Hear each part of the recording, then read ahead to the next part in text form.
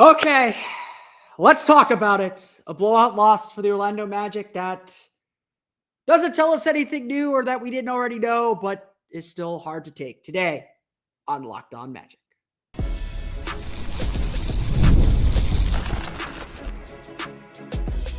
You are Locked On Magic, your daily Orlando Magic podcast, part of the Locked On Podcast Network, your team every day.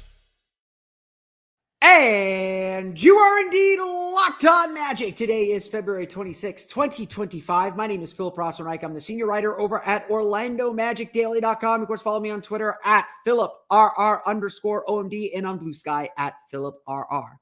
On today's episode of Locked On Magic, if you're watching on YouTube, you can see the score. If you're listening, you know the score.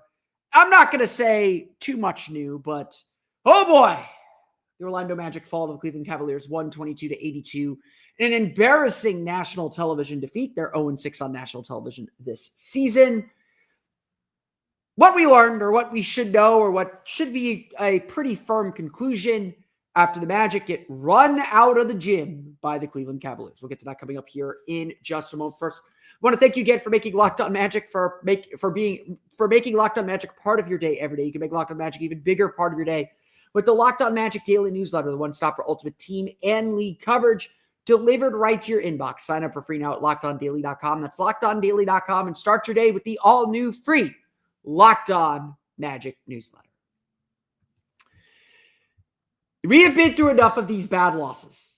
The time of me doing the show, and then like 8 seasons now that I've done this show, I have suffered, and you have suffered through bad losses. And so I will repeat the thing that I always say.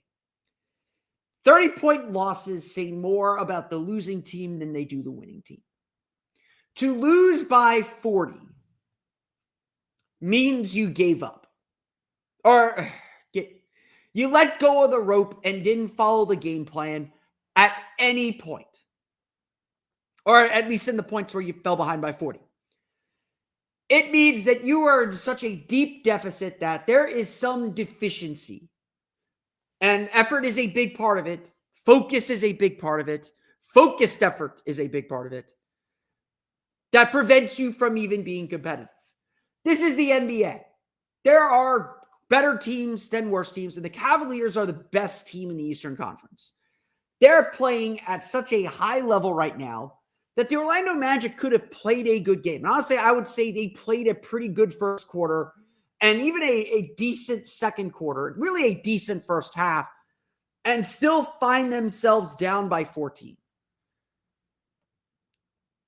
This game got blown open simply because the Magic gave up on their game plan, gave up on what they needed to do to win, and got frustrated enough to lose control and lose the plot and lose their rope defensively. And it all goes back to one thing. The difference between the Cleveland Cavaliers and the Orlando Magic still goes back to one vital thing. You don't need me to tell you it. You know what I'm going to say. Because so many of the Magic's problems are fixed by one thing. So many issues in this game are calmed down. So many lulls are stopped because of one thing. It is the most simple and basic act in the game. The Cleveland Cavaliers made 19 of 32 three-pointers. The Magic continue to lead the league, giving up the fewest three-point attempts per game in the league at about 30. Some of that is due to their pace. But the Cavaliers made every three they took, 59.4% of them. And quite simply, the Orlando Magic cannot compete when they only make 5.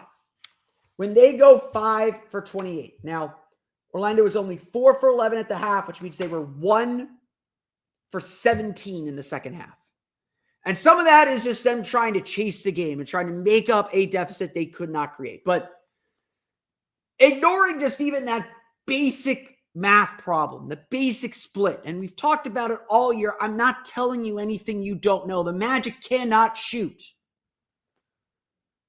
But the difference between these two teams is the level of that shooting.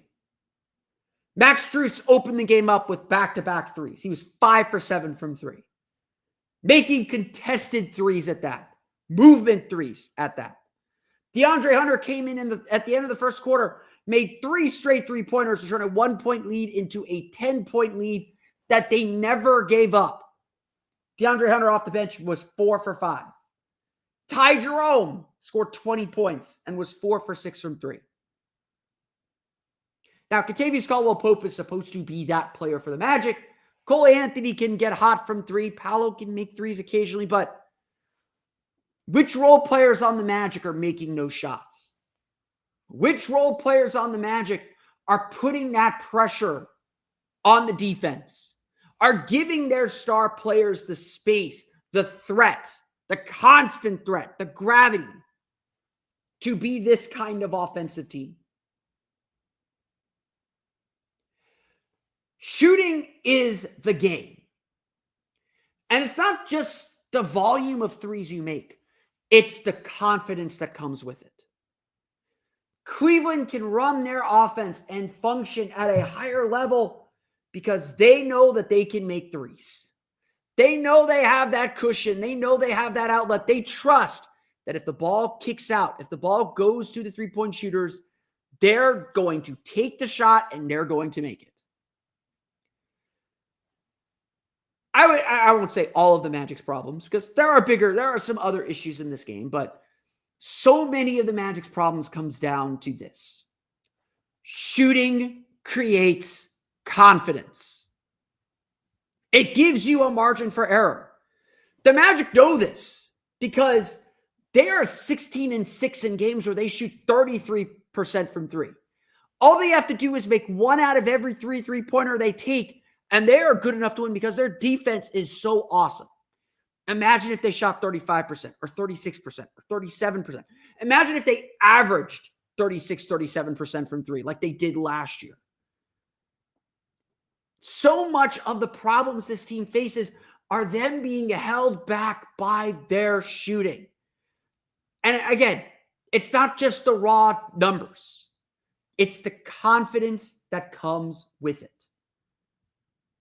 You can see it. The hesitancy to dish out, to make that right pass, the correct pass to the open shooter. The hesitancy to shoot the ball to begin with, allowing the defense to recover and taking away all options and forcing more difficult shots. Mentioned it after the game against the Grizzlies, that 3 that Franz Wagner passed up with the Magic down by 1 was the game. That was the shot. That was the game-winning shot the Magic needed. And Franz hesitated. Unacceptable. Cannot happen if the Magic are going to compete at the highest levels. That is the problem for the Magic. You watch them play offense, they don't trust each other. Cole Anthony said it after the game. The team is just not on the same page all the time. They have moments, they have spots, and they cut a 23-point deficit down to 11 in the second quarter. They were down 14 at the half. They had some momentum. It still felt like they could get back in this game, or they took a heavy punch from the Cavaliers and still stood tall. And then the Cavs made shots. The Magic couldn't keep up, and they just dropped the rope. They just let go of the rope. Shooting creates confidence. And right now, the Orlando Magic as a 30% three-point shooting team, as the worst three-point shooting team in league history to take at least 23-point attempts per game, the worst three-point shooting team the NBA's seen in more than a decade, don't have that confidence. And that is everything. That poisons the entire well. I'm not saying anything crazy here. Make shots, you score more points, you win games. The Magic beat the Washington Wizards on Sunday because they shot 45% from three, or 40+% from three in the second half to pull away and make that a 20-point win. It's not complicated. But in your Paolo Banchero or Franz Wagner trying to drive and get downhill, and you don't trust your teammates are going to make the open shots you create for them, that's the difference between the Magic and the Cavs. When Donovan Mitchell gets downhill into the paint, he kicks out. to Max Strus. He kicks out even to Isaac Okoro. Okoro was 2 for 2 on threes. He kicks out to Evan Mobley, who was 1 for 2 on threes. That's the difference. And it's not a genius thing to say. I'm not breaking news here. We know the Magic need to acquire shooting. The Kentavious Caldwell-Pope thing has not worked out the way the Magic hoped for this year.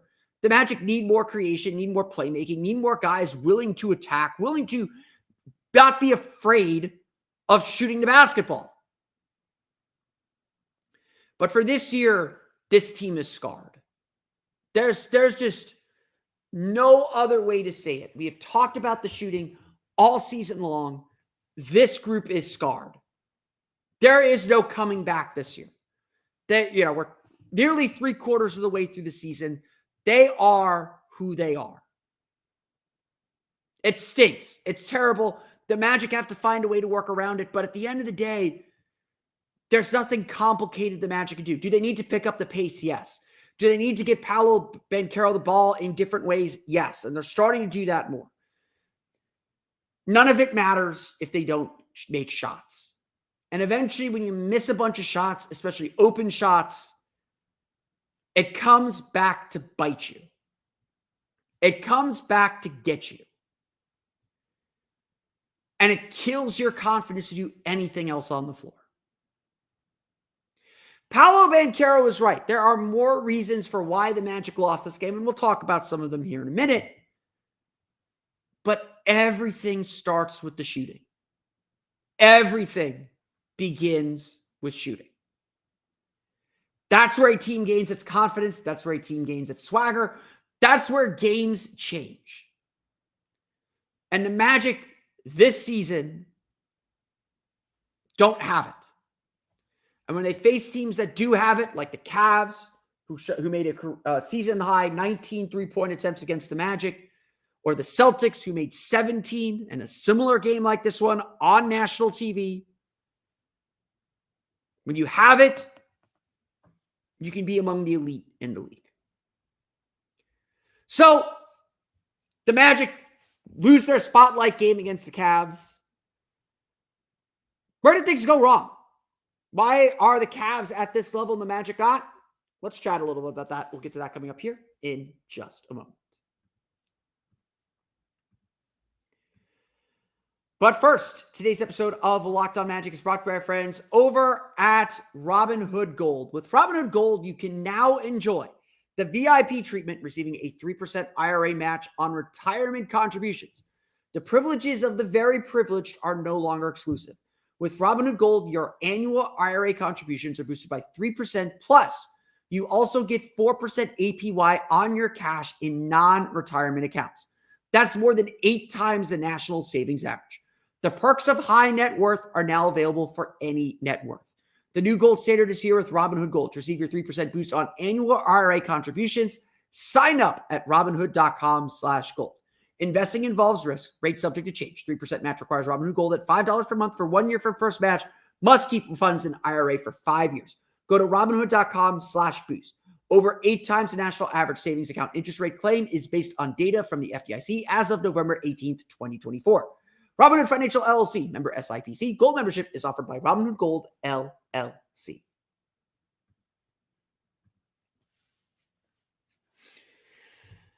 Obviously, I think everybody has had this game circled on the calendar. Even the Cavs had this game circled on the calendar. They wanted to come to Orlando and win after they lost all 3 games in the Kia Center during their playoff series last year. But obviously, these teams are somewhat tied together. The Magic are the Cavs' first playoff series win as a group. The Cavs were the series the Magic should have won. Game where they were up 17 on the road and their offensive shortcomings finally came back to bite them in the second half of Game 7. Actually, the same exact thing. Sam Merrill hitting a few threes before halftime and the Magic not being able to score and the Cavs having enough offense to undo the Magic's defense. In a battle between the best offense in the league and the second best defense in the league, the best offense won big. So this is the problem. This is the question. How did these two teams move in such different directions? How did this become such a wide gap? Because after all, the Magic expected to take a step forward this year. They expected to use last year's playoff trip as a launching pad. Now, as I mentioned earlier in the week, I am a subscriber to the Magic actually aren't far from their goals. That's a bad thing to say on a day like today, and I'm going to get to that part here in a minute. The Magic went 16-9 in their first 25 games before Franz Wagner's injury. We simply do not know what this team looks like if Paolo, Banchero, and Franz Wagner's seasons are not interrupted by major injuries. Both Paolo and Franz played fine, not great, but played fine. Paolo was 9 for 22, 7 for 9 from the line for 26 points. Franz Wagner, 9 for 21 for 19 points. Not terrible games by either players. They were trying to do their best. Again, my big complaint is they don't trust their teammates. And I expressed this thought to plenty of people, and they all said, why would they? And that's the problem. The Cavs used continuity this year to boost themselves. The change they made was coaching philosophy. They brought in Kenny Atkinson, and he instilled confidence and gave them the green light to be this version of themselves. But on top of all that, they've been healthy. Darius Garland missed this game, but the Cavs have been relatively healthy. No major injuries, no major absences, putting a damper on their record. This is the Cavs at their very best. And they are confident, they know each other, and yes, they shoot the ball well. Everybody plays better when you're making shots. It's human psychology. As Paolo Banchero put it so clearly after the game, we got to stop thinking we're on the same level as the Cavs. The Magic got to stop thinking they're anywhere near Cleveland at this point. Just because they were 2 quarters away from winning Game 7 and winning that series, the Cavs have lapped them. They're in a different stratosphere. And frankly, we could have said that before the game. I believe the Magic are going to be competitive. I think they're playing better, but this was a really good team playing really well against a very, very flawed Magic team. A flawed Magic team, not only that, that's still missing a key piece, 2 key pieces, and has their 2 best players still working their way back. I know everyone hates me saying that, and it's not an excuse. The Magic should have played better. They should have been more competitive. They let go of the rope. That's inexcusable. They got their butts kicked. They got their teeth kicked in. But the Magic are not on the same level. And frankly, I agree with this part of it. I think the Magic were going to achieve many of their goals. I think they would have been the 4 or the 5 seed if they stayed healthy the entire season. But I don't think the Magic were ever competing with the title class, with the Cleveland, the Boston, maybe even the New York. The Magic are not a title-worthy team. And so much of that is because they don't have what Cleveland has. Multiple ways to attack, multiple ways to score, a fine enough defense. They don't even really have their identity anymore. Not every night. The defense has been great since the All-Star break until this game. But the Magic have struggled to find themselves all year. And look, the injuries are a part of that equation. You got to hate me. You're going to hate this excuse. Injuries are a part of the story here. Just as much as the Magic's inability to shoot has been part of the story, injuries are a huge part of this story. We cannot ignore it. We cannot deny it.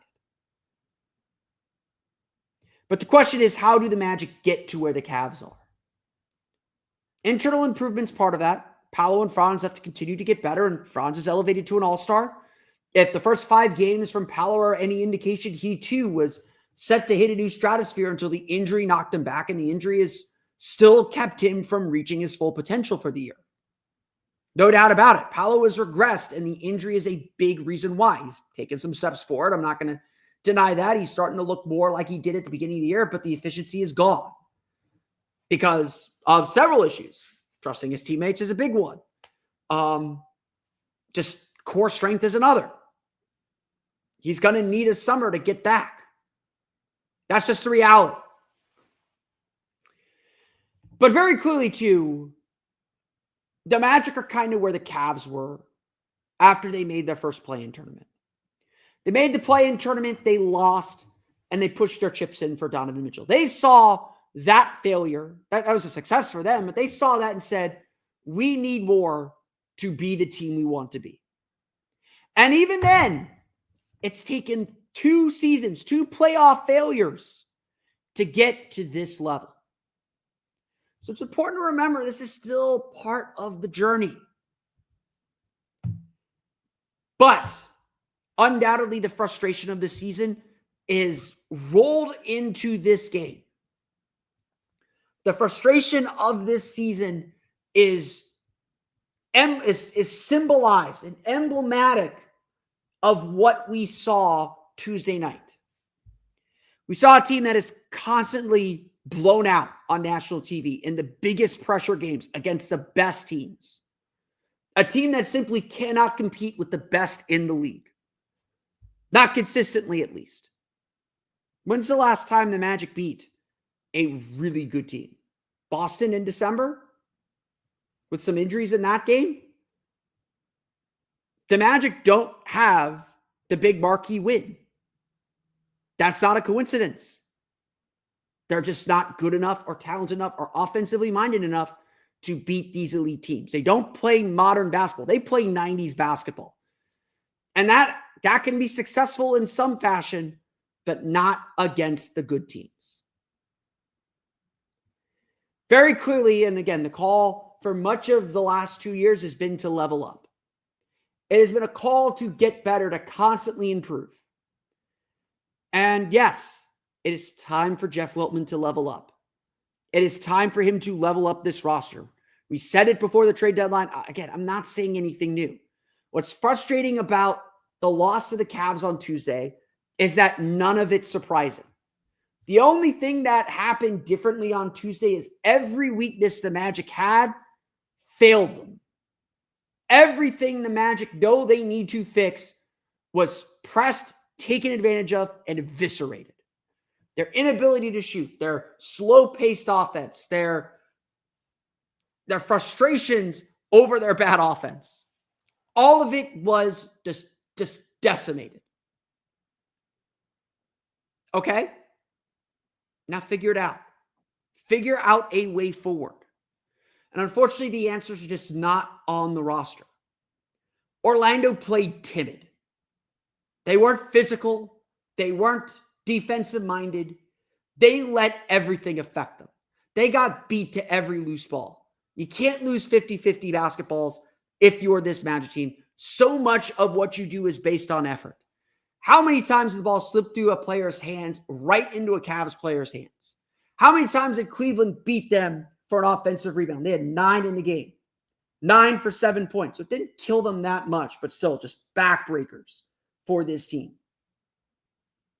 How many times did the Magic just look out of sync? If Jeff Weltman wanted to see what this team looked like at full strength, and I still think that isn't necessarily the wrong decision, as frustrating as it might be, he is very clearly seeing that this team does not have enough to compete at the championship levels. And if that's where the Magic want to be, he has work to do this summer. Unfortunately, there's nothing you can do about it now. I want to save summer talk for the summer because the goal right now is to make the most of this team. And very, very clearly, this team does not have enough to compete with the teams they'll likely face in the first round. Make the most of this season, get the most out of it, keep pushing and prodding and figuring out your limits for Paolo Banchero and Franz Wagner. Keep doing all of that stuff. It is valuable information. Get beat in the playoffs. Learn where their limits are. That's fine. That's what this season was essentially for, or what it's become at this point. But the Magic are not on the Cavs level. And they have to figure out, how do we make the kind of leap Cleveland has just made? How do we make that kind of a jump? It may not be as far as you think, but it is going to take some work. Let's quickly run through the box score. We'll get to that coming up here in just a moment. But first, today's episode of Locked On Magic is brought to you by our friends over at DoorDash. NBA fans, get ready because they swoosh, you save. Thanks to Dash Pass, every time a player drops 50 or more points in a game, you score a huge deal the next day. It's simple. When any player scores 50 or more in a game during the 2024-2025 NBA regular season, Dash Pass members get 50% off an order, up to $10 off the next day from noon to midnight. There are plenty of great ways to take advantage of this deal, such as after an epic 50-point performance, you can celebrate by ordering wings, pizza, or burgers from your favorite spot delivered straight to your door. Or if you need a quick and easy lunch the next day, with Dash Pass, you get your favorite meals with a $0 delivery fee and reduced service fees. Plus, now you can save even more with this exclusive NBA offer. Sign up for Dash Pass and be ready to save when any player scores 50 or more in a game.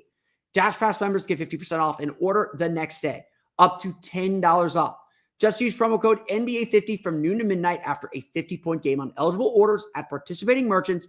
Must have an active Dash Pass account. Terms apply. Visit DoorDash to learn more.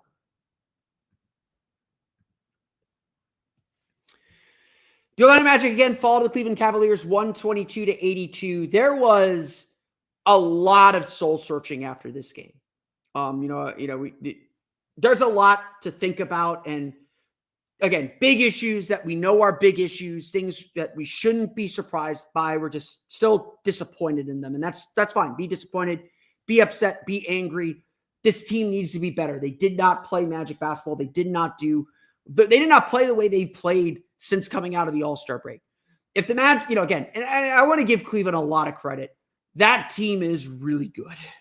That team has multiple ways to attack you. They are dynamic, and they were dialed in. They are playing really good basketball right now. The Magic could have played their absolute best, and I'm still not sure they would have been within 10 points. So I want to give Cleveland a lot of credit. Listen to our friends at Locked On Cavs. Danny Cunningham does a great job on that podcast. I'm sure we'll be talking again very, very soon. They're really good. Like, really, really good. They won a game where Donovan Mitchell scored only 11. Evan Mobley had 17. But again, Max Strus made 5 3-pointers. DeAndre Hunter and Ty Jerome came off the bench, made 4. There was just no let-up from beyond the arc. And every little mistake the Magic made, the Cavs punished them. Orlando did get some opportunities. They did get some rhythm going. They got punched in the mouth very early. They bounced back. They were 3 for 13 in the paint. So, I left the first quarter thinking, honestly, I didn't hate the Magic's defense. Cleveland made contested threes. What are you going to do? It was one of those nights, honestly, on that front.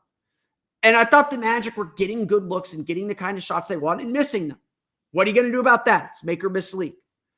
What happened, though, as the game went on is the Magic turned those good misses into bad misses. They didn't trust the pass. They didn't trust moving the ball. They didn't trust finding open shooters. They didn't trust their own shots. They started forcing a lot of things. They started jacking up threes to try and get back in the game. They dug themselves a hole and dug themselves deeper. And Cleveland was just happy to watch and take advantage. That's just how this game went. You can just kind of feel the frustration. And as much as I think Orlando wants to say this isn't last year, there's a lot of frustration built in this team because they know they're better than this. They're not playing like it. They're not showing us that they are. But they know they're better than this, or they believe they are better than this, and they can't figure out why they're not. So like I said, a lot of soul searching. Jamal Mosley, who does not usually give big grand opening statements before his press conferences, said, we got our butts kicked in this game. We're going to go back and the only way we know how to get out of this is to work. So tomorrow at practice, we're going to work, and we'll have a full update from practice on tomorrow's episode of Locked On Magic. You can also check out all my outlets, Orlando Magic Daily, my Patreon page, Orlando Magic Hub, for even more on that. So we'll get a full report on the aftermath of this tomorrow on Locked On Magic and tomorrow in practice. But Paolo Banchero said, practice isn't going to change anything. We've got to be the change. They've got to take responsibility for this. So I'm paraphrasing into this now. They've got to take responsibility for this and make sure Thursday goes better and make sure that this kind of thing doesn't happen again, that they don't let All these negative factors knocked them so far off their game. That's what happened. That's like honestly what happened. We talked to Cole Anthony after the game as well. He hyperextended his left knee. He said he was doing okay. Wish he didn't hurt his knee. Just kind of took a bad step and ended up hyperextending the knee. He was limping around the locker room. I wouldn't expect him to play on Thursday, but hopefully it's nothing too serious. Hopefully it's nothing too long because the Magic are kind of thin at point guard. Maybe this will be the chance Mac McClung finally gets. But Cole Anthony said after the game, we're still just struggling to be on the same page all the time. Like they have moments, and they had a great moment in the second quarter. They cut the lead down to 11. Really looked like they're about to make a run and kind of keep this game close. And then Paolo missed 2 free throws. The Cavs started hitting some shots down the stretch. Orlando kept it to 14, which still within striking distance. Like the Magic just had to keep contact and give themselves a chance, and they didn't do that. Cole said they're just struggling to stay connected. And you know, like he said too, and I believe him on this as well, as I agree with him, the flip could switch. Like they find that connection, they find that groove, they burn off some wins, they get that confidence back, and they'll be fine. Like it's possible still. But it just hasn't happened. And it's not just going to happen. They've got to find it. And again, that's the difficult part of this is the problems are all internal and the solutions are only internal. So again, I could go down the list. Paolo Banchero had 26 points, 9 for 22 shooting, 1 for 7 from 3. I thought he was aggressive trying to get to the basket. I really liked that part. He was dialed in. He was ready to play. He defended really, really well, especially early in the game. And only when frustration took over did he start jacking up threes. Did he start making bad decisions? Did he start just kind of forcing everything and settling for mid-range jumpers? I thought Paolo played really well and was trying to pull this team through. He just doesn't have the ability to carry them the way that he did last year or during the playoffs or earlier in the year before the injury. He just doesn't have that ability right now. And again, I think that's a severely limiting factor for the Magic. Franz Wagner, largely covered by Evan Mobley. Evan Mobley had a lot of time on Paolo, but Franz Wagner really struggled as well. 19 points, 9 for 21 shooting. Didn't get downhill to the basket as much. He really got that floater game going. So there were some good moves from Franz. But again, you're looking at Franz and Paolo doing everything. No one else scored in double figures. Wendell Carter, I thought, had a decent game. 9 points, 4 for 10 shooting, and struggled around the basket. Had some bad jump shot misses. The jumper's just not there, but everything else has started to come around for him. Added 6 rebounds, including 4 offensive rebounds. He had 9 points. Kentavious Caldwell-Pope had 9 points, 4 for 5 from the floor. Kind of wasted a good Kenny game, but hopefully that is a sign that he is going to start playing better. The ball is going to move around to him. He's going to make some shots, give them confidence, yada, yada, yada, yada, yada. Cole Anthony only had 6 points, played 20 and a half minutes left in the third quarter with hyperextended left knee. The Magic only got 13 points off the bench. Anthony Black was 1 for 5, 2 points, 4 turnovers. He really struggled, and he's just been inconsistent all year. The Magic have leaned on him. The potential and the talent's all there, but he hasn't quite panned out the way the Magic had hoped for. And a game like this is where they really needed him. He had a bad game. Again, like Trevelyan Queen had 4 points on 2 for 5 shooting, all of that in garbage time. Like no one worth talking about off the bench. You're not beating a team like the Cavs with 36.7% shooting and 17.9% from 3.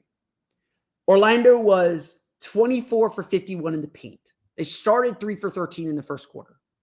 So again, Jared Allen and Evan Mobley are great rim protectors and great shot blockers, and they forced some tough shots and they forced some floaters. The Magic weren't able to get all the way to the basket. Orlando took only 14 free throw attempts. So again, just not able to get to the line. That's a big supplement for this offense. At least they made them. They were 11 for 14. But just like, you got to make shots. To beat the good teams, you got to make shots. And again, I want there to be a more complex answer. Like, is it good that the Magic ran a lot more pick and roll for Paolo where he's the roll man? Absolutely. Get him in motion. Don't let him catch the ball and stop and survey and let the defense load up. He has to make quick decisions. He's really good when he makes quick decisions. I really love him when he plays instinctually and fast. And he doesn't always do that. But the Magic need to make shots. Like, I want complex answers because complex answers are more fun to solve. They got to make shots. And again, the point of today's episode, shooting creates confidence. The teams that shoot well do everything else well. Teams that struggle to shoot, feels like they're in molasses. It feels like they're climbing uphill. It feels like whatever simile metaphor that you want to use for slow down, that's what happens to teams that don't shoot. And that's been the Magic story offensively all year. And against really high-powered offenses like Cleveland, like Denver, who they got blown out by Boston, who they got blown out by, if you miss the kind of shots that the Magic are missing and at the rate the Magic are missing them, you don't have a chance. Good news is Golden State's coming to town next. Team that is just as potent offensively, but a little worse record-wise. Not as strong defensively. Or not as strong as the Cavaliers are in any facet. So we'll see if the Magic can show up and play a little angrier on Thursday. But that's going to do it for me today. I want to thank you all again for listening to today's episode of Locked On Magic. Of course, find me on Twitter at PhilipRR_OMD. Find me on Blue Sky at PhilipRR. You can subscribe to the podcast on Apple Podcasts, Stitcher, TuneIn, Himalaya, Google Play, Spotify, Odyssey, and all the Filming podcasts to your podcast-enabled listening device. You can find us on YouTube as well. Just search for Locked On Magic. For the latest on the Orlando Magic, including an update on Jalen Suggs coming up in the morning, you can check out OrlandoMagicDaily.com. You can find us on Twitter at OMagicDaily. And for even more Orlando Magic content, be sure to check out my Patreon page, Orlando Magic Hub, at patreon.com/Orlando Magic Hub. As always, thank you for your support. As if all that's not enough, be sure to check out the Locked On Magic Daily newsletter, the one stop for ultimate team and league coverage delivered right to your inbox. Sign up for free now at LockedOnDaily.com. That's LockedOnDaily.com. And start your day with the all-new free Locked On Magic newsletter. That's good for me today, though. I want to thank you all again for listening to today's episode of Locked On Magic. For Orlando Magic Daily and Locked On Magic, this has been Philip Rossman-Reich. We'll see you all again next time for another episode of Locked On Magic.